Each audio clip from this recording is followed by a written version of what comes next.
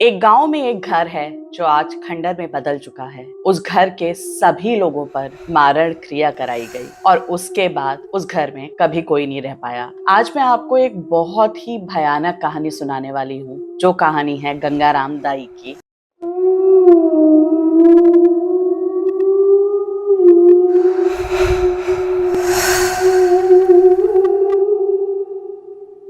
नमस्कार दोस्तों, मैं मानवी आप सभी का स्वागत करती हूँ पैरानॉर्मल पिरामिड्स में। आशा करती हूँ आप सब लोग अच्छे होंगे। तो आज मैं आपको जो कहानी सुनाने जा रही हूँ वो कहानी गंगाराम दाई की है। नाम से बहुत अजीब लगता है गंगाराम दाई, लेकिन पूरे गांव में उनको गंगाराम दाई नाम से ही जाना जाता था। एक्चुअली जो गंगाराम दाई थी उनके हस्बैंड का नाम गंगाराम था और उनको सब गंगाराम दाई कहकर ही पुकारते थे। छोटी उम्र में ही गंगाराम दाई की शादी हो गई थी और ससुराल में केवल उनके पति और उनके देवर ही थे। उनके पास काफी जमीन जायदाद थी, लेकिन उस जमीन जायदाद के जो वारिस थे वो उनके देवर और उनके पति ही थे। सास ससुर थे नहीं और घर में केवल एक देवर और उनके पति थे। छोटी सी ही उम्र में उन्होंने अपना घर संभालना शुरू कर दिया था। उनके पास काफी जायदाद थी जिसके वारिस उनके पति और उनके देवर थे। धीरे धीरे समय व्यतीत होता चला गया और गंगाराम दाई अपने यौवन में आ गईं, पर उनके कोई संतान नहीं हो रही थी। गंगाराम दाई इससे काफी परेशान रहती थी।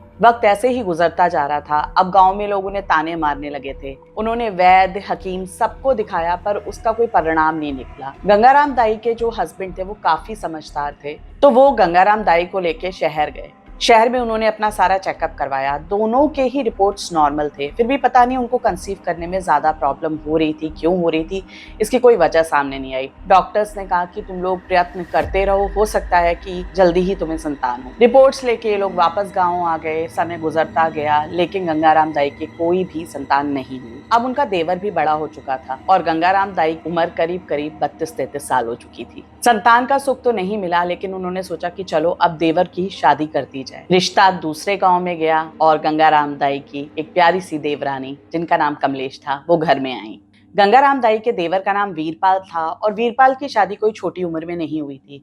26-27 साल की उम्र में उनकी शादी हुई थी और देवरानी की उम्र भी करीब 21-22 साल की थी जब वो घर आई। देवरानी के आने के बाद घर में रौनक लगी रहती, क्योंकि वीरपाल और गंगाराम जी दोनों ही खेतों में चले जाया करते थे, काम के लिए चले जाया करते थे और घर गंगाराम दाई को अकेले ही संभालना पड़ता था। तो अब उनके साथ एक साथी आ गया था जिसके साथ वो अच्छा समय व्यतीत करने लगी थी। दोनों देवरानी जेठानी मिलके घर का काम करती, खुशी खुशी रहती। कई बार मनमुटाव भी हो जाता, लेकिन वो जैसे घर में होता है उस तरीके से बाद में बातों को संभाल के आपस में अच्छी तरीके से जीवन व्यतीत कर रही थी। कमलेश के आने से अब एक नई उम्मीद जागृत हो गई थी कि अब कहीं जाके इस घर में नन्ही किलकारियां गूंजेगी। पर शादी के 2 साल व्यतीत हो गए और उसके बाद भी उनके यहाँ कोई संतान नहीं हुई। इस बात से सभी बहुत दुखी रहने लगे। कमलेश को भी हकीम को, वैद्य को दिखाया गया, फिर उन्हें भी शहर ले जाया गया। वीरपाल और कमलेश ने भी अपना चेकअप कराया, उनके भी रिपोर्ट्स एकदम नॉर्मल थे। खैर ऐसे ही समय गुजरने लगा। गांव वाले उनके बारे में अजीब अजीब बातें करते, लेकिन उनके मुंह पे कोई कुछ नहीं कहता था। इस बात से गंगाराम दाई बहुत दुखी रहने लगी थी। एक तो उनके खुद संतान नहीं हो पाई और उसके बाद कमलेश आई, अब उसके भी कोई खुशखबरी नहीं मिल रही थी। समय ऐसे ही चलता चला जा रहा था। अब गंगाराम दाई ने पूजा पाठ में अपना टाइम ज्यादा देना शुरू कर दिया था। उनके व्यवहार में धीरे धीरे से कुछ बदलाव आने शुरू हो गए। घर में सबने ऑब्जर्व किए, पर सबको पता था कि उनको संतान की कितनी चाहत है और इसीलिए उनसे कोई कुछ भी नहीं कहता था। पहले वो दिन में पूजा करती, फिर वो रात में भी पूजा करने लगी और पूजा के साथ साथ वो कुछ अजीब सी क्रियाएं भी करती थी। कई बार गंगाराम जी ने उनको समझाने की कोशिश की, लेकिन सबको पता था कि वो संतान न होने की वजह से ज्यादा दुखी रहती हैं, इसलिए कोई उनसे ज्यादा कुछ कहता नहीं था। गांव देहात का मामला था और ये बात बहुत पुरानी है, करीब 70s की बात है ये। तो उस टाइम पे बड़ा प्रचलन हुआ करता था कि अगर किसी को संतान नहीं हो रही तो दूसरी शादी करवा दो या कुछ ऐसा कर लो। और इनके जो रिश्तेदार थे दूर पार के, उन्होंने भी इनको यही सजेशन देने शुरू कर दिए कि दूसरी शादी कर लो, क्या पता कि लड़की में कोई कमी हो। पर ये दोनों भाई काफी समझदार और ये लोग किसी की बातों पर ज्यादा ध्यान नहीं देते थे। एक दिन गंगाराम जी खेत से आए और जब वो खेत से आए तो अचानक उनकी सांस बहुत फूल रही थी। वो घर पे आके लेटे और वो ऐसे लेटे कि उस दिन से उन्होंने बिस्तर छोड़ा ही नहीं। वो बीमार पड़ चुके थे। पहले गांव में उनका इलाज करवाया गया, पर पर कुछ समस्या समझ नहीं आ रही थी। जब इस बात को महीना 1.5 महीना हो गया तो फिर वीरपाल ने सोचा कि एक बार इनको शहर में दिखा लेते हैं। शहर लेकर गए, डॉक्टरों ने वहां पर देखा। उस वक्त उन्हें कुछ समझ नहीं आया, लेकिन इतने कमजोर हो गए थे गंगाराम जी कि उनको चलना भी बहुत मुश्किल था। तो उनको वहां पे हॉस्पिटलाइज कर लिया गया और डॉक्टर्स ने बोला कि कल सुबह हम खाली पेट इनके कुछ टेस्ट करेंगे। गंगाराम जी को लेकर उनके छोटे भाई वीरपाल और एक रिश्तेदार गए थे। रात तक सब कुछ ठीक था, वो खा पी रहे थे, थोड़ी बहुत बातें भी कर रहे थे, बस उनको वीकनेस बहुत ज्यादा थी। रात का खाना खाने के बाद गंगाराम जी सो गए। इधर वीरपाल और उनके रिश्तेदार जो थे वो भी सो गए। नॉर्मल सा हॉस्पिटल था, जनरल वार्ड था, तो कुर्सी पे ऐसे बैठे बैठे ही वो लोग सो रहे थे और गंगाराम जी को जो स्ट्रेचर या बेड जो भी मिला था उस पे वो सो रहे थे। करीब 1-1:30 बजे की बात है कि अचानक गंगाराम जी बहुत जोर जोर से चिल्लाने लगे, अपना गला पकड़ के, मुझे बचाओ, मुझे बचाओ, मुझे बचाओ। तभी वहां पर सारा जो भी स्टाफ था भागा भागा आया। वहां पे वीरपाल जी ने भी उनका हाथ पकड़ा, लेकिन कोई उनका गला उन्हीं के हाथ से नहीं छुड़ा पा रहा था और एकदम उनकी ना आवाज पहले तो निकल रही थी, फिर घुटनी शुरू हो गई और करीब 5-7 मिनट तक चिल्लाते चिल्लाते वो एकदम बेहोश हो गए। जब वो बेहोश हुए तभी उनका हाथ उनके गले से अलग हो पाया। किसी को समझ ही नहीं आया कि हुआ क्या, अचानक से ये क्या चीज थी जो हुई। डॉक्टर्स ने उनको होश में लाने की कोशिश की, उनको हल्का सा होश पे आया, फिर नींद का इंजेक्शन देके उन्हें सुला दिया गया कि हो सकता है कोई ट्रॉमा हो, अब सुबह ही पता चलेगा जब टेस्ट होगी कि इनको प्रॉब्लम क्या है। रात भर वीरपाल और उनके रिश्तेदार उनके सराहने बैठे रहे और उसके बाद वो सोए नहीं। सुबह करीब 6-6:15 बजे गंगाराम जी को होश आया। उन्होंने आंखें खोली, इधर उधर देखा, पर वो ज्यादा कुछ बोल नहीं पा रहे थे। वीरपाल जी ने उनसे पूछा भी कि भैया क्या हुआ, क्या परेशानी हो गई थी आपको रात में, आप क्यों चिल्ला रहे थे। और गंगाराम जी ने अचानक एक दीवार की तरफ देखना शुरू कर दिया टकटकी लगा के, और वो देखते रहे। करीब 5 मिनट तक वो उस दीवार को घूरते रहे, कुछ नहीं बोले। और उन्होंने अपना ऐसे करके हाथ उठाया, उंगली की तरफ से दीवार पे इशारा किया और उनकी सुध-बुध एकदम खो गई। वीरपाल जी बहुत परेशान हो गए, वो भागे भागे गए, नर्सेस को, स्टाफ को बुला कर लाए। और जब वहां पर स्टाफ आया, डॉक्टर्स ने चेक किया, तब तक गंगाराम जी की डेथ हो चुकी। किसी को नहीं समझ में आया कि उनकी डेथ किस वजह से हुई। पोस्टमार्टम हुआ तो उसमें पता चला कि इनको मल्टीपल ऑर्गन फेलियर था। जबकि जब वो हॉस्पिटल में आए थे तो उस वक्त उनके कोई भी सिम्टम्स ऐसे नहीं थे। जो उस दौरान टेस्ट किए गए थे उसमें भी कोई भी ऐसी चीज नहीं निकल के आई थी कि कोई सीरियस बात है। लेकिन पोस्टमार्टम की रिपोर्ट ये बता रही थी कि उनका मल्टीपल ऑर्गन फेलियर है और ये एक रात में संभव नहीं है। बहुत ही मिस्टीरियस डेथ थी। डॉक्टर ने वीरपाल जी को कहा कि अगर आप बॉडी को यहाँ छोड़ना चाहें तो आप छोड़ सकते हैं, हम एक बार इसको देखना चाहते हैं कि ये सब कुछ कैसे हुआ, क्यों हुआ। लेकिन उन्होंने उसके लिए मना कर दिया और वो अपने भाई की डेड बॉडी को लेकर गाँव आए। उनकी बॉडी जब गाँव में लाई गई तो उनकी हालत बिल्कुल ऐसी थी कि जैसे बॉडी में से सारा खून चूस लिया गया, एकदम बिल्कुल ब्लैक सी बॉडी उनकी पड़ गई थी। गंगाराम दाई का रो रो के बुरा हाल था। घर में कुछ ज्यादा लोग थे नहीं, वही 4 लोग, लेकिन रिश्ते नातेदार आए। और आपको पता है कि गांव में जब ऐसी कोई बात होती है तो पूरा गांव इकट्ठा हो जाता है। उनका अंतिम संस्कार किया गया। बहुत अचंभे की बात थी सबके लिए कि ये हो क्या गया अचानक से। अभी उनकी डेथ को 2 दिन ही गुजरे थे कि गंगाराम ताई ने अपने आप को कमरे में बंद कर लिया। कमरे में बंद करने का मतलब उन्होंने किसी से भी बातचीत करना बंद कर दिया। वो सिर्फ कमलेश से ही थोड़ी बहुत बात करती, कमलेश जाती, उनको सहानुभूति देती, खाना खिलाती, जो भी कर सकती थी वही कर सकती थी। बाकी वो किसी भी रिश्तेदार से या गाँव वाले से मिलने को तैयार नहीं थी। गंगाराम जी के चौथे की बात है, रात को कमलेश को ऐसा लगा कि जैसे ना कहीं आग जल रही है घर में। उसको धुएं की थोड़ी सी स्मेल फील हुई तो वो देखने गई। तो जो चूल्हे पे जलाने के लिए लकड़ियों का स्टॉक रखा जाता है, मतलब उनका एक काफी बड़ा स्टोर रूम था जिसमें वो स्टॉक रखा हुआ था। तो उसने देखा कि कुछ वहां पे आग सी जल रही है। वो वहां पर गई और वहां पर जाते ही जैसे उसने दरवाजा खोला तो देखा अंदर गंगाराम दाई बैठी हुई थी। उन्होंने एक सर्किल बनाया हुआ था, सर्किल के चारों तरफ उन्होंने दिए रखे हुए थे। अंदर कुछ नींबू रखा हुआ था जिसमें उन्होंने काफी ऑल पेंस या पिंस वगैरह लगाई हुई थी और वो कोई क्रिया कर रही थी। और उसमें काफी सारा लाल चंदन, सिंदूर, इस तरीके की चीजें थी। उनके बाल खुले हुए थे। बहुत ही ज्यादा डेडिकेटेड होकर वो कोई क्रिया कर रही थी। ये देख के कमलेश इतना डर गई, उसे समझ ही नहीं आया कि वो क्या करे। वो उनको रोके, उनसे पूछे। तब तक गंगाराम दाई ने पीछे मुड़ के देखा, कमलेश ने उन्हें देखा, उन दोनों की नजरें मिली और उसके बाद गंगाराम ताई वापस अपनी क्रिया में लग गई। कमलेश बहुत बुरी तरह डर गई। वो भागी भागी वीरपाल जी के पास गई। वहां पे वीरपाल जी बहुत परेशान लेटे हुए थे, रो रहे थे। भाई के जाने का दुख उन्हें बहुत ज्यादा था। बचपन से भाई ने ही उनको एक पिता की तरह पाला था। जब वीरपाल जी छोटे थे तो उनका कोई सहारा नहीं था, माँ बाप बचपन में ही गुजर गए थे, तो भाई भाभी ने ही उनको माता पिता की तरह पाला, तो उनको बहुत दुख हो रहा। गंगाराम जी का जाना उनके लिए एक पिता के जाने समान था। कमलेश ने जब वीरपाल जी की यह हालत देखी तो उस वक्त कुछ बोलना ठीक नहीं समझा। कमलेश को लगा कि मैं समय देखकर वीरपाल जी से बात करूंगी। उस वक्त उन्होंने वीरपाल जी को सहानुभूति दी, दिलासा दिया और उनको सुला दिया। लेकिन पूरी रात कमलेश जागती रही। उसे समझ नहीं आया कि दीदी ये किस तरीके की क्रिया कर रही हैं। ये तो उसको आइडिया हो गया कि ये जो भी क्रिया है ये सात्विक पूजा नहीं है। नेक्स्ट मॉर्निंग कमलेश अपने दिनचर्या में लग गई। तभी गंगाराम दाई उसके पास आई और बोली कि तूने जो भी कुछ कल रात में देखा वो सही देखा, लेकिन किसी से भी बात करने से पहले एक बार मुझसे तुम अकेले में जरूर बात करना। मैं तुम्हें बताऊंगी कि उसके पीछे का सच क्या है, क्यों मैं इतनी दुखी हालत में भी ये क्रिया कर रही थी।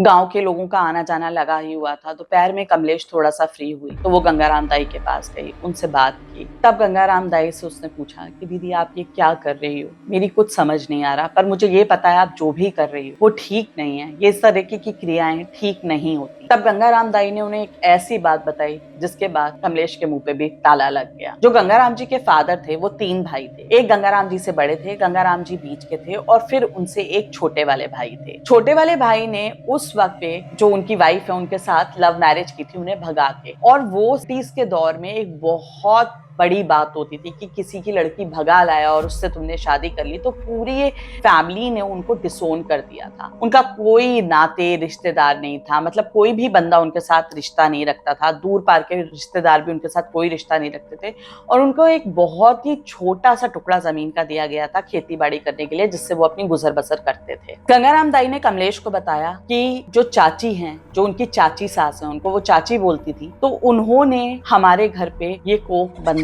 दी थी। गंगाराम ताई ने कमलेश से पूछा, कमलेश मेरी शादी को इतना समय हो गया, मुझे कोई संतान नहीं हुई, जबकि हमने इलाज कराया और सब कुछ नॉर्मल था, तूने कभी सोचा क्यों? उसके बाद तेरी शादी को भी करीब करीब 2.5 साल हो गए, तेरी भी सारी रिपोर्ट्स नॉर्मल हैं, देवर जी की भी सारी रिपोर्ट्स नॉर्मल हैं, फिर तुम्हें संतान क्यों नहीं हो रही? कभी सोचा कि ऐसा क्यों हो रहा है? तो कमलेश को कुछ समझ नहीं आया। उसने बोला क्या हुआ दीदी, क्यों ऐसा हो रहा है? तो गंगाराम ताई ने बोला कि जो हमारी चाची सास हैं उन्होंने हमारी कोख बंधवाई हुई है, वो हमसे बहुत जलन रखती हैं और दुश्मनी मांगती, इस वजह से हमें कोई संतान नहीं हो रही। और तू जानती है कि जो तेरे जेठ जी हैं उनकी मृत्यु कैसे हुई? वो भी उस चाची की वजह से हुई। उन्होंने उनपे मारण क्रिया की थी और इसी वजह से उनका इलाज तक नहीं हो पाया और उससे पहले ही उन्होंने अपने प्राण त्याग दिए। तो कमलेश ने उनसे पूछा कि दीदी तुम्हें ये सब कुछ किसने बताया, तुम्हें ये सब कुछ कैसे पता? तब गंगाराम दाई ने कमलेश से कहा कि ताई सास आई हैं, जाके उनसे पूछ, उन्होंने ही मुझे इस बारे में बहुत पहले से बता दिया था और तभी से मैंने तंत्र क्रियाएं करनी शुरू की। उन्होंने मुझे बता दिया था कि तुम्हारी कोख बंधवाई गई है। जब मैंने तंत्र क्रियाएं करनी शुरू की उसी के दौरान चाची को ये पता चल गया कि हम इस घर का वारिस लाना चाह रहे हैं और उसने मेरे पति पे मारण क्रिया कर दी। अभी गंगाराम दाई कमलेश को ये सब कुछ बता ही रही थी कि उनकी जो ताई सास थी वो दरवाजे पे आके खड़ी हो गई और पीछे से बोलती है कि ये सब कुछ सच कह रही है बहू, मैंने ही इसको बताया था, मैंने खुद उसको शमशान में पूजा करते हुए देखा और जब मैंने वहाँ के जो बाबा थे उनसे बात की तो पता चला तो ये यहाँ पर पिछले कई महीनों से आ रही है और इस तरीके की तंत्र साधना कर रही है और यहाँ पर इसने दोनों बहुओं की कोख बंधवाई है। उधर जो चाची थी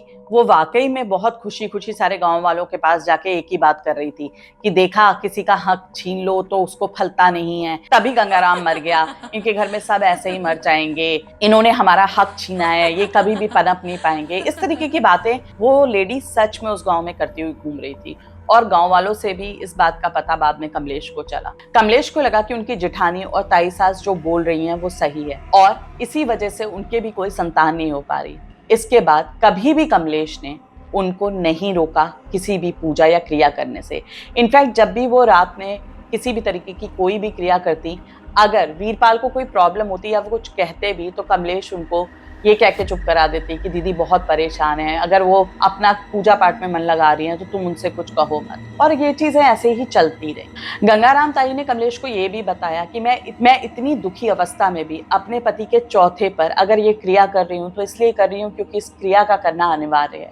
यदि ये क्रिया मैंने पूरी नहीं की तो हमारे घर में कभी कोई वारिस जन्म नहीं ले पाएगा।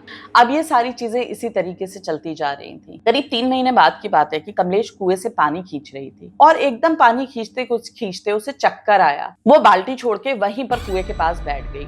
थोड़ी देर बाद उसकी तबीयत सी खराब होनी शुरू हो गई तो वो अंदर घर में गई। उसने अपनी जिठानी को बताया, वैद्य जी को बुलाया गया और पता चला कि जिस दिन का वो लोग इतनी बेसब्री से इंतजार कर रहे थे वो दिन आ गया। कमलेश प्रेग्नेंट थी। ये सुन के गंगाराम ताई इतनी खुश थी, उन्होंने पूरे गांव में मिठाई बंटवाई। वीरपाल भी बहुत खुश थे। उन लोगों की खुशी का ठिकाना नहीं था। उनको पता था कि उनके पास इतनी संपत्ति है और यदि उनके कोई वारिस नहीं हुआ तो ये संपत्ति ऐसे ही कोई रिश्ते नातेदार ले जाएंगे और सभी चाहते हैं कि उनका वंश आगे बढ़े।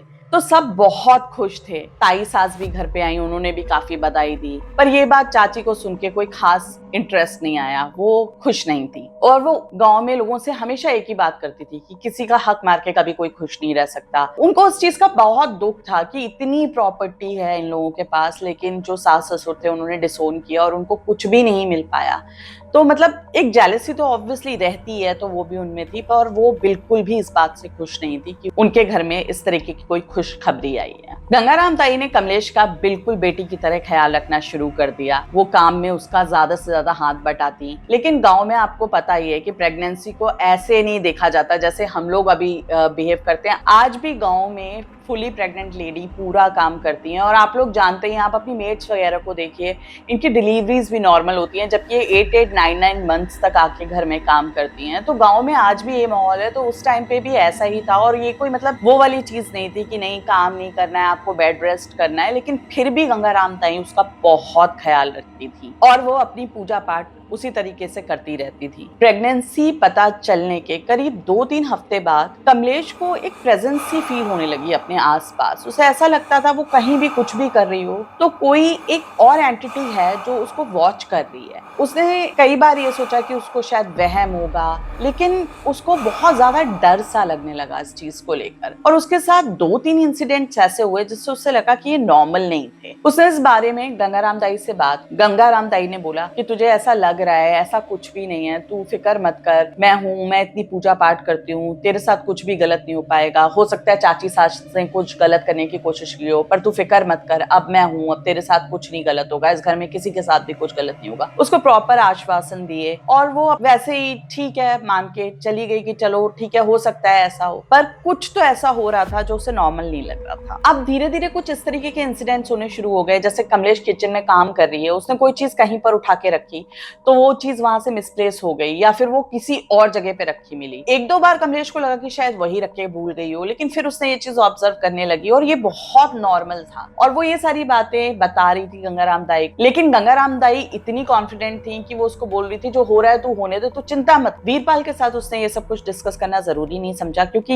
ये उसके और गंगाराम दाई के बीच का एक सीक्रेट था जिसको वो अपने हस्बैंड को नहीं शेयर करना चाहती थी। एक दिन की बात है कि कमलेश घर पे लिपाई कर रही थी। लिपाई आप समझते हो, गोबर से पहले कच्चे घरों को लीपा जाता था गांव में। जैसे हम झाड़ू पोछा करते हैं तो उनके यहाँ ये प्रोविजन नहीं होता था। आज भी जिन गांव में कच्चे घर हैं तो वो मिट्टी और गोबर के साथ उसको प्रॉपर लीपते हैं, मतलब पोछा जैसा लगाते हैं हाथ से। तो जब वो लिपाई करी थी तो उसको अचानक से ऐसा लगा कि पीछे उसके कोई खड़ा हुआ है। उसने पीछे मुड़ के देखा, कोई नहीं था। फिर वो अपना काम करने लगी। फिर उसे ऐसे लगा कि फिर से कोई खड़ा है। उसने फिर देखा, कोई नहीं था। तीसरी बार लिटरली उसके कंधे पे किसी ने थपकी मारी। वो एकदम घबरा के उसने देखा कौन है करके, कोई भी नहीं था। वो उठी, जैसे ही वो उठ के आगे बढ़ी कि वो वहां से निकल जाए, पीछे से किसी ने उसको धक्का मारा और कमलेश गिर पड़ी। गिरने के बाद कमलेश वहां पे बेहोश हो गई। जब कमलेश को होश आया तो गंगाराम ताई उसके सिरहाने थी। वीरपाल जी उस वक्त खेत पे थे। गंगाराम ताई ने उसको पूछा, कमलेश क्या हुआ, तू ऐसे कैसे बेहोश हो गई? उसने सारी बातें गंगाराम ताई को बताई। गंगाराम ताई ने उसको बोला कि तू फिक्र मत कर, मैं इसका आज ही कुछ काट करती हूँ, ये चाची बाज नहीं आएगी। गंगाराम दाई उसके बाद घर पे एक पड़ोसन को छोड़ छोड़ के भागी भागी अपनी ताई सास के पास गई, सारी बातें ताई सास को बताई। ताई सास उसके साथ घर आई, उन्होंने कमलेश को देखा और उसके बाद उन्होंने कमलेश को बोला कि मैं इसका निवारण आज ही करती हूँ, तू फिक्र मत कर, तेरे साथ कुछ गलत नहीं होगा। ये कह के ताई सास अपने घर चली गई। शाम को ताई सास वापस से आई, वीरपाल जी भी शाम तक घर पे आ गए थे। अच्छी बात ये थी कि कमलेश को उस दौरान ना कोई चोट लगी थी और कोई परेशानी भी नहीं हुई थी, वो बस बेहोश हुई। तो जब शाम को वीरपाल जी आए तो उसको बताया कि कमलेश ऐसे ऐसे गिर गई थी। उन्होंने बोला थोड़ा ध्यान व्यान रखा करो।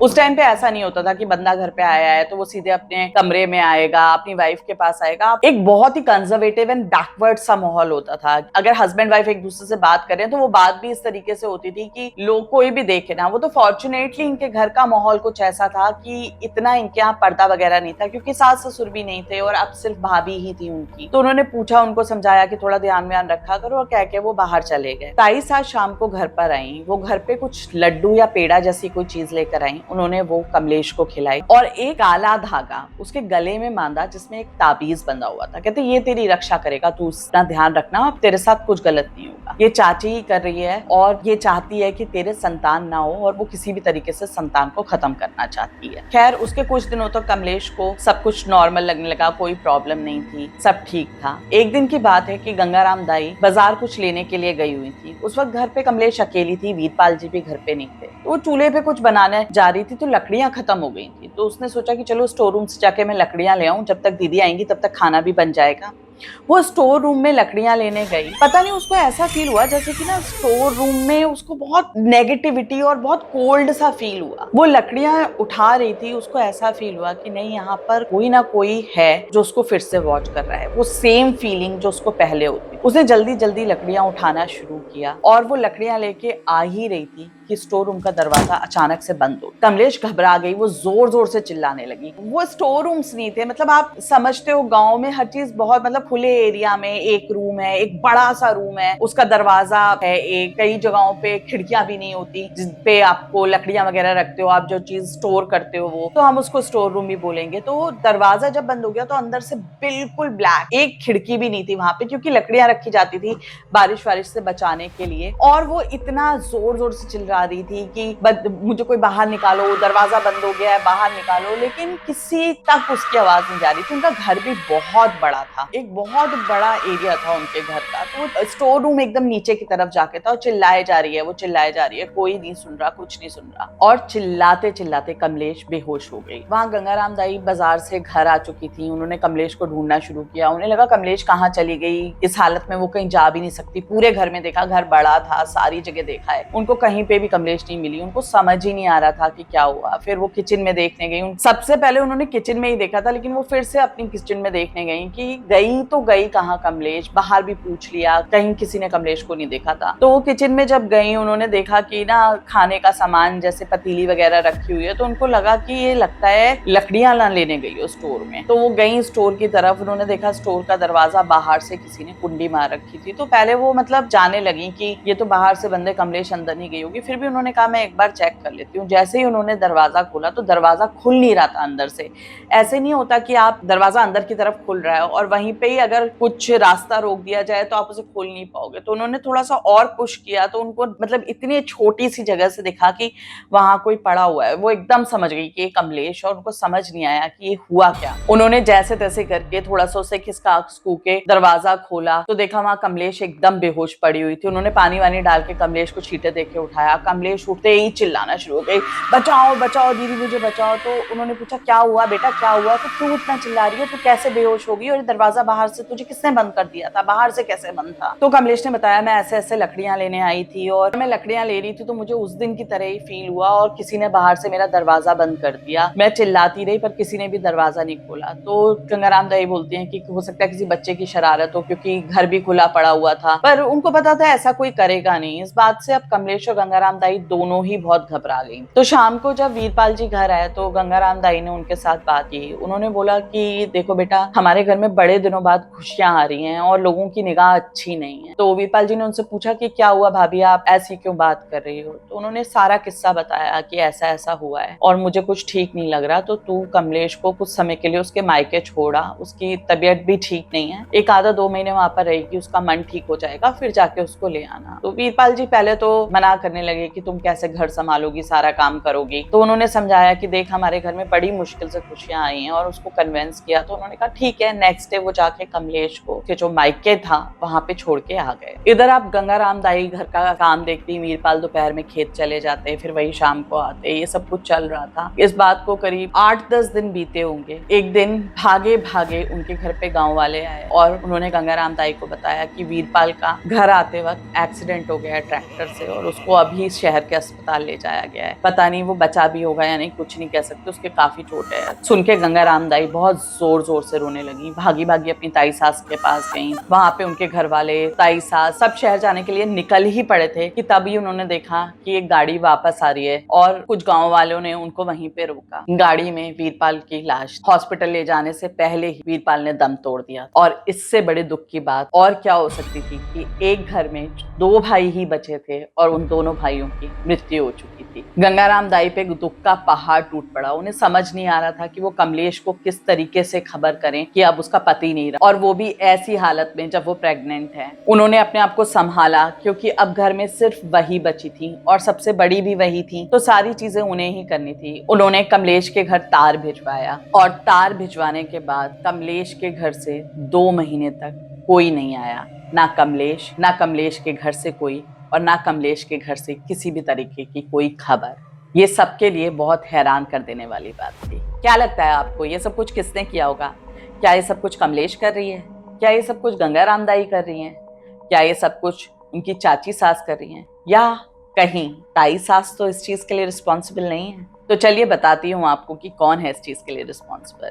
लेकिन आगे बढ़ने से पहले मैं आपसे रिक्वेस्ट करना चाहूंगी, अगर आपने मेरे चैनल को अभी तक सब्सक्राइब नहीं किया तो प्लीज मेरे चैनल को सब्सक्राइब कीजिए, अपने दोस्तों के साथ मेरे वीडियो शेयर कीजिए और like button, bell icon press करना बिल्कुल मत भूलिए। आपके छोटे से एफर्ट से बहुत मोटिवेशन मिलती है। तो चलते हैं अब कहानी में आगे। 2 महीने बाद कमलेश के फादर और उसकी छोटी सिस्टर गंगाराम दाई के पास आए। जब वो उस घर में आए तो उन्होंने देखा गंगाराम दाई बिल्कुल मुरझाई हुई घर में अकेले हैं। उनका चेहरा ऐसा लग रहा था जैसे मानो किसी 70 साल की बुजुर्ग औरत का हो। उनकी एज अभी 32-33, आई मीन अर्ली 30s में ही थी वो, लेकिन वो बहुत बूढ़ी लग रही थी। कमलेश की सिस्टर और कमलेश के फादर को देख के गंगाराम दाई को बहुत बुरा लगा। उन्होंने रिएक्ट किया। जाहिर सी बात है, रिएक्शन तो बनता ही था कि अपने हस्बैंड की डेथ पर भी वो लेडी नहीं आई और किसी ने भी जहमत नहीं उठाई उनके घर पे आने की। उन्होंने कमलेश के फादर और सिस्टर को देख के बड़ा ही अजीब सा मुंह बनाया। फिर बोली, मिल गई आप लोगों को फुर्सत आने की, और बहू को तो अब भी नहीं मिली, आइए बैठिए। उन्हें बिठाया, पानी वानी दिया। और यहाँ पर कमलेश के फादर ने गंगाराम दाई पर एक और दुख का पहाड़ तोड़ दिया जिसकी उन्होंने कभी कल्पना भी नहीं की। कमलेश के पिता ने बताया कि जिस दिन उन्हें वीरपाल की मृत्यु का तार मिला, उन्हें समझ नहीं आ रहा था कि वो किस तरीके से कमलेश को बताएं कि उसके साथ क्या हो गया है। वो ये बताने कमलेश की माँ के पास उनकी रसोई में गए जहाँ वो खाना बना रही थी। वो उनसे बात कर ही रहे थे कि कमलेश को किस तरीके से ये बताया जाएगा, वो तो पागल ही हो जाएगी, उसके लिए ये सब कुछ इस मोमेंट पे बर्दाश्त करना ठीक नहीं है। तो माँ ने उसके पिता से कहा कि अभी आप बेटी को कुछ भी मत बताना, बस ये कह देना कि वीरपाल की तबीयत ठीक नहीं है, आप पहले उसे वहां ले जाओ, बाद में वहां पर जाके जब वो देखेगी तो गंगाराम ताई होंगी, वो उसे संभाल लेंगी। उनकी जो किचन थी वो ऊपर बनी हुई थी, मतलब उसके लिए आप स्टेयर्स, कच्ची सीढ़ियां चढ़ के ऊपर आते हो और उसके बाद किचन के अंदर एंटर होते हो। काफी बड़ा सा एरिया किचन का खुला डुला था। तो जब माता पिता ये बातें कर ही रहे थे कि तो कमलेश ऊपर आई होगी और उसने ये बात सुन ली। बात सुन के वो सदमे को बर्दाश्त नहीं कर पाई, उसको चक्कर आया या पता नहीं क्या हुआ, उसका पाँव सीढ़ी से फिसला और वो सीढ़ियों से धड़ धड़ करती नीचे आके बेहोश हो गई, गिर पड़ी। उसको उठा के इमीडिएटली हॉस्पिटल ले जाया गया। वहां पे पता चला कि उसका मिसकैरेज हो गया है, अब उसका बच्चा भी नहीं बचा।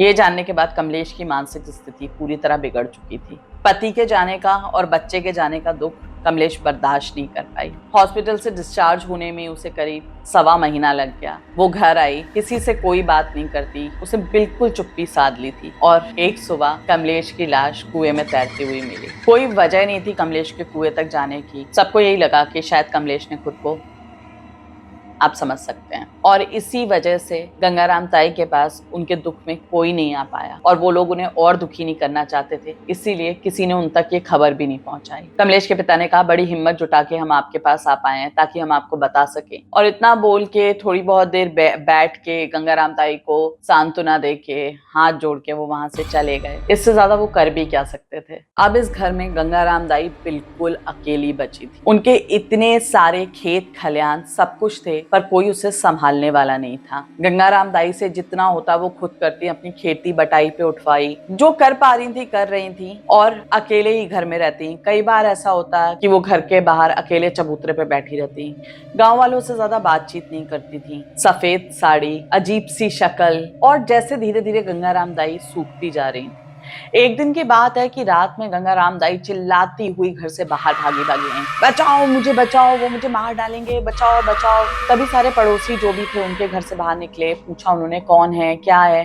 कहते वो मुझे मार डालेंगे, वो मुझे मार डालेंगे। घर के अंदर पड़ोसी गए, उन्होंने चेक किया, कोई भी नहीं था। तो उनसे पूछा गया कि कौन था, क्या था। बस वो यही बोले जा रही थी कि वो मुझे मार डालेंगे, वो मुझे मार डालेंगे। खैर उस दिन उनकी एक पड़ोसन उनके साथ रुकी, तो उससे पूछा उन्होंने कि क्या हुआ दाई, तुम इतना क्यों चिल्ला रही थी, क्या दिक्कत क्या हो गई थी? कहती वो मुझे मार डालेंगे। उन्होंने बहुत पूछा कि कौन मार डालेंगे, तो उन्होंने फिर ये बात घुमा दी, नहीं नहीं कोई नहीं कोई नहीं। तो उसे लगा कि शायद ये परेशान है, इस वजह से ऐसे रिएक्ट कर रही हैं, शायद ये डर गई होंगी या कुछ होगा। तो उसने भी ज्यादा फिर उनसे कुछ बोला नहीं, बोला दाई तुम सो जाओ सो जाओ। अब ज्यादातर टाइम जो गंगाराम दाई थी वो लोगों को चबूतरे पे ही बैठी हुई दिखती थी। वो अपने घर के अंदर जैसे जाना ही नहीं चाहती थी। लोग उनसे आते जाते मिलते, दुआ सलाम करते, पूछते, तो वो बोलती थी बस हाँ मैं ऐसे ही बैठी हूँ, मुझे अच्छा लगता है, मुझे घर काटने को दौड़ता है। लेकिन वो अपने घर पे जाना पसंद नहीं करती थी। पर आपका घर है, आप कभी ना कभी तो जाओगे ही ना अंदर। और अब अक्सर उनके घर में रातों को चीखने चिल्लाने की आवाजें आती थी। धीरे धीरे पड़ोसियों ने भी ये ऑब्जर्व किया कि आवाज सिर्फ एक इंसान की नहीं आ रही है, ऐसा लग रहा है जैसे वहां पे 3-4 लोग चीख रहे हैं, चिल्ला रहे हैं। बहुत उनसे पूछा जाने लगा कि क्या हुआ क्या हुआ। तो एक दिन क्या होता है कि उनकी ना ताई सास गंगाराम ताई के घर पे आती हैं। वो बोलती है कि बेटा देख तू अकेली रह गई है, तेरे पास यहाँ पर कोई रहने वाला नहीं है, तू परेशान रहती है, या तो तू मेरे घर पे चल ले, वहां पे रह ले। तो गंगाराम ताई बोलती कि ताई जी देखो मैं इतनी अपना ये सब घर छोड़ के कहाँ जाऊंगी। तो पता नहीं उसकी ताई ने उसको एक ऐसा ऑफर दिया जो आप एक्सपेक्ट भी नहीं कर सकते। उन्होंने बोला कि कोई बात नहीं, अगर तुझे परेशानी है तो हम लोग तेरे ताऊ जी, ताई जी और तेरे जो देवर हैं, जेठ हैं, हम लोग यहाँ पर आके तेरे साथ रहना शुरू कर देते हैं, हम तुझे ऐसी हालत में बिल्कुल अकेला नहीं छोड़ेंगे। उस टाइम पे गंगाराम ताई को ना एक चीज खटकने सी लगी कि ताई जी मतलब अपना पूरा घर छोड़ के मेरे घर पे रहने को ऐसे कैसे तैयार है, मतलब ऐसा कैसे हो सकता है, कोई ऐसा कैसे कर सकता है। तो उसने बोला कि नहीं ताई जी कोई बात नहीं। अब ताई जी का जो यहाँ पे यदा कदा आ रही थी, और अभी उनके देवर को, देवरानी को गए हुए साल भर भी नहीं बीता था, आना रेगुलर हो गया। और वो उसको हर वक्त इसी चीज के लिए कन्विंस करती रहती थी कि बेटा अब तेरा है ही कौन, तू किसके सहारे रहेगी। तो मतलब उसको ना अंदर से अब ताई जी के लिए ना एक वो चीज आनी शुरू हो गई थी, ये ताई जी ठीक नहीं, शायद ये मेरी प्रॉपर्टी पे नजर रखे हुए हैं, जो मेरी जो भी जायदाद है उस पर नजर रखे हुए हैं। तो गंगाराम ताई को ना ये एहसास हुआ कि अब उनके पास कोई भी नहीं बचा है इस घर में, और वो कब तक इस घर पे अकेले इस तरीके से रहेंगी। और उन्होंने डेलिब्रेटली एक दिन अपनी पड़ोसन को बुलाया, उसके साथ बातचीत की और उसको ये सारी कहानी बताई शुरू से लेके कि क्या क्या हुआ, किस किस तरीके से हुआ, और कैसे चाची ने ये सब कुछ किया, फिर वो कैसे उसका काट करने के लिए घर में क्रियाएं करती थी, किस तरीके से कमलेश को यहाँ पे किसी एंटिटी की प्रेजेंस फील होनी शुरू हुई। तो उस पड़ोसन ने बोला कि कुछ भी हो सकता है गंगाराम ताई, पर ये नहीं हो सकता जो तुम्हारी चाची सास है वो ये कर ही नहीं सकती। वो तो खुद इतना डरती है, शमशान तो छोड़ो, उसको तुम अकेले रात में अकेले कमरे में भी सुला दो तो वो नहीं सो सकती है। तुम्हारी चाची को इतना डर लगता है, तुम कुछ भी कहो मैं मान लूंगी, पर ये नहीं हो सकता। तो कहीं ना कहीं उसको लगा कि यार ये सब कुछ मैंने सुनाई तो है, पर ये मैंने देखा तो खुद भी नहीं है। और रही बात चाची की, तो वो कभी आके कभी मेरे घर पे भी नहीं आई, कभी उसने कुछ ऐसा किया नहीं। तो ये सब सारी कश्मकश में थी। उसने सारा कुछ बताया और उसने पड़ोसन को जो सबसे दिल दहला देने वाली बात बताई वो थी जो उसके देवर की डेथ के बाद उसके घर पे होना शुरू हुआ था। गंगा गंगाराम ताई को उसके पति, उसके देवर और उसके अलावा 3 और लोग डेली रात में आके प्रताड़ित करते थे, उनको मारने की कोशिश करते थे। और वो इतना चीखती थी, चिल्लाती थी, और जो उनके देवर थे उनके और जो पति थे वो बार बार उनसे ये कहते थे कि तेरी ही वजह से हमारी डेथ हुई है, तूने ही हमको मारा है और अब हम तुझे नहीं छोड़ेंगे, हम तुझे भी मार डालेंगे। और इस तरीके की चीजें उनके साथ हो रही थी। और वो जो 3 एंटिटीज उनको अलग दिखती थी वो इतनी भयानक थी, जिसमें एक औरत थी, बहुत ही अजीब सी शक्ल की औरत, उसकी आंखें पूरी लाल बाहर को निकली हुई, लंबे लंबे दांत, बहुत अजीब सी औरत थी। उसके अलावा उसको एक धड़ दिखता था जिसका सर नहीं था, वो उसको आके रातों में डराया करता था। उसके साथ बहुत अजीब अजीब सी चीजें हो रही थी, और वो सिर्फ रात में नहीं होती थी, वो दिन में भी इतनी खौफसदा थी कि वो अपने घर के अंदर जाना पसंद नहीं करती थी। और उसने ये सारी बातें कभी किसी को इसीलिए नहीं बताई क्योंकि उसको वाकई में ये लगने लगा था गंगाराम ताई को कि शायद इन सब चीजों के लिए जो रिस्पॉन्सिबल है वही है, जो उसने क्रियाएं की हैं, और इसीलिए उसने ताई सास को बिना बताए वो क्रियाएं भी करनी बंद कर दी थी। और जब से वो क्रियाएं उसने करनी बंद की थी तो ये चीजें उसके ऊपर बहुत हावी होती जा रही थी। और जो तीसरी एंटिटी थी जो उसको दिखाई देती थी वो सबसे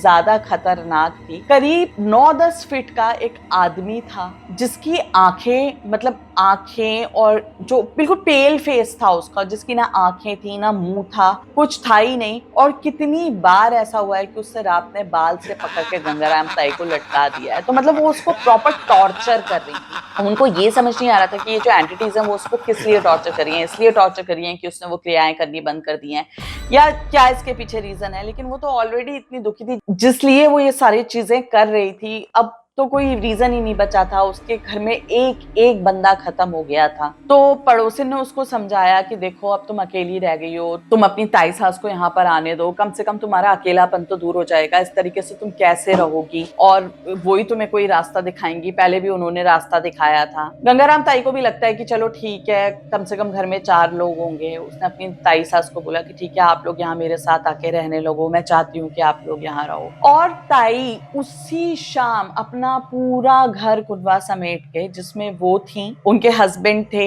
उनके 2 बेटे थे बड़े जिनकी शादियां हो गई थी, उनके एक बेटे के 2 बच्चे थे, एक के 1 बच्चा था, और एक छोटा लड़का था जो मानसिक रूप से ठीक नहीं था, मतलब वो मेंटली रिटार्टेड था वो बच्चा। उसको लेकर वो गंगाराम ताई के घर पे धमक पड़ी, और ताई उनके घर पे हार्डली 2 दिन रुकी होंगी।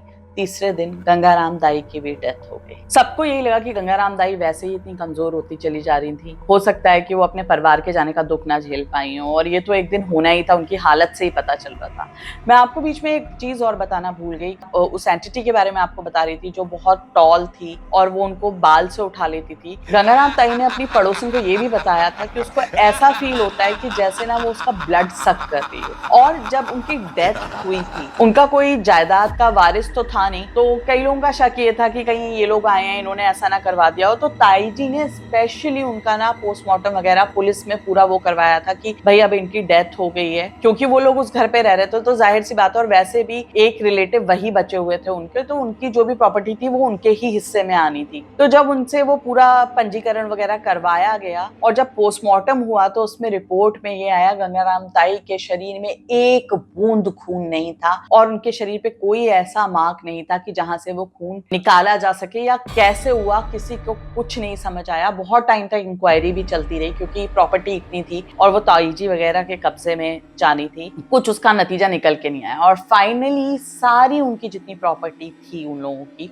वो इस फैमिली ने हत्या ली। लेकिन कहानी यहीं खत्म नहीं होती। गंगाराम ताई की डेथ के 1 साल के अंदर अंदर ताई जी की जो पूरी फैमिली थी, एक्सेप्ट दैट वो मेंटली रिटार्डेड जो उनका बच्चा था, एक एक बंदा कोई एक्सीडेंट में, इवन बच्चा तक जो था छोटा, कि कोई किसी बीमारी से, कुछ ना कुछ वजह से उनकी फैमिली में हर किसी की डेथ हो गई, और सिर्फ अब ताई जी बची थी वहां पर, और उनका वो जो मेंटली रिटार्डेड बच्चा था वो। एक दिन ताई जी भागी भागी आती हैं बाहर और सबको बोलती है सुनो मैं सबसे कुछ बताना है मुझे, तुम सबसे कुछ बताना है। तो गांव वाले जो भी उनके पड़ोसी थे बाहर निकल के आते हैं और ताई जी रो रो के बोलने लगी उसको मैंने मारा है, उसके सारे घर को मैंने मारा है, मैंने ही उनपे मारण क्रिया करवाई थी। और वो रो रो के सबको बता रही है। अब वो मुझे मार डालेगी, छोड़ेगी नहीं। और बार बार वो ना घर की तरफ देख रही है और हाथ जोड़ जोड़ के कह रही है अब मेरे इस बच्चे को छोड़ दे, इसको जाने दे, देख मैंने तेरा कहा मान लिया, मैंने सबको बता दिया कि सब कुछ मैंने किया था, मैंने ही तेरी संपत्ति हथियाने के लिए ये सब कुछ किया था, मुझे जाने दे, मुझे जाने दे, मेरे बच्चे को छोड़ दे, मेरे बच्चे को कुछ मत करना। और ताई जी रोए जा रही थी, रोए जा रही थी, रोए जा रही थी और सबको बता रही थी कि इसके पूरे घर को मैंने बर्बाद किया, जो मारण क्रिया थी वो मैंने इन लोगों पे करवाई थी ताकि मैं इनकी संपत्ति हड़प सकूं। और बस कहते कहते ताई जी चिल्लाए जा रही हैं, रो रही हैं और उन्होंने ना अपना सर जमीन पे जोर जोर से पटकना शुरू कर दिया है।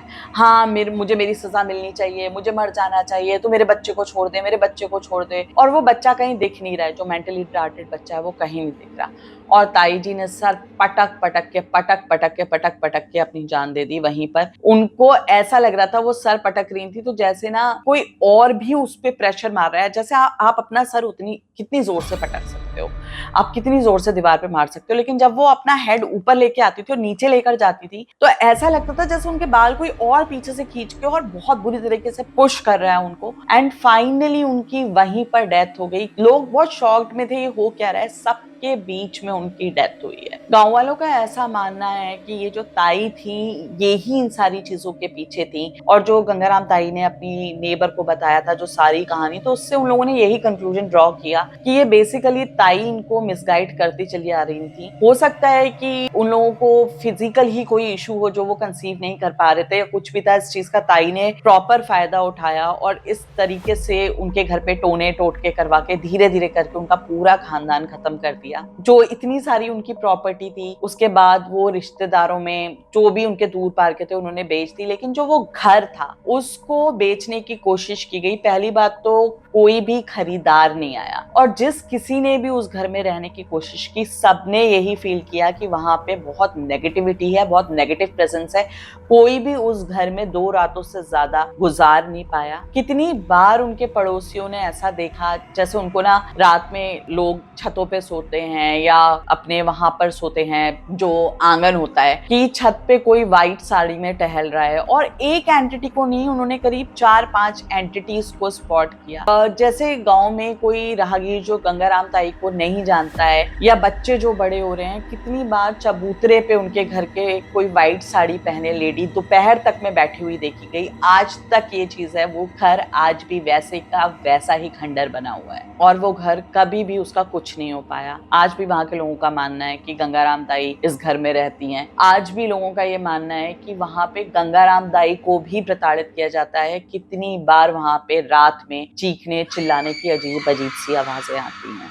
तो ये थी एक ऐसी स्टोरी जो मैं अपने नानके से ही लेकर आई हूँ और ये सारी जो कहानी है ये मुझे ही मेरे एक रिलेटिव ने बताई है जिसका घर उस घर के पीछे है जो गंगाराम दाई का हुआ करता था। आप लोगों को ये स्टोरी कैसी लगी प्लीज कमेंट सेक्शन में कमेंट करके बताइएगा।